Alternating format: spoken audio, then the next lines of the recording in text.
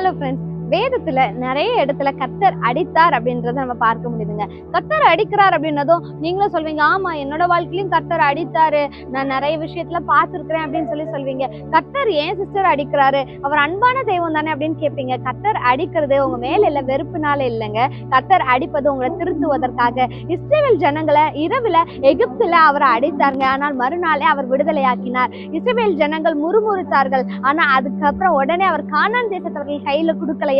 அது போலதாங்க ஒரு தகப்பன் எப்படி தன்னுடைய சிறு பிள்ளையை அடிக்கிறாரோ, ஒரு டீச்சர் எப்படி தன்னோட ஸ்டூடெண்ட்டை அடிக்கிறாங்களோ, இது எல்லாத்துக்குமே காரணம் அவங்க மேல இருக்க வெறுப்புனால இல்ல, அவர்களை திருப்புவதற்காக, அவர்களை திருத்துவதற்காக. இது கர்த்தர் உங்களை அடிக்கிறார் அப்படின்னா நீங்க உடனே சோர்ந்து போகாதீங்க. அவர் உங்களை ஒரு டேர்னிங் பாயிண்ட், ஒரு திருப்பு முனைக்குள்ள உங்களை கொண்டு வர விரும்புகிறார். இன்றைக்கு அந்த டேர்னிங் பாயிண்ட் என்னன்னு பாருங்க. நான் என்ன வாழ்க்கையில மாற்றணும்னு சொல்லி பாருங்க. இன்றைக்கு அதை மாற்றுங்க. கர்த்தர் தம்மால் நேசிக்கப்படுவோரை அவர் திருத்துகிறார் அப்படின்னு ஒரு வசனம் இருக்கு. அதனால அவர் உங்களை கடிந்து கொள்ளும் போது சோர்ந்து போகாதீங்க, பலனோட இருங்க.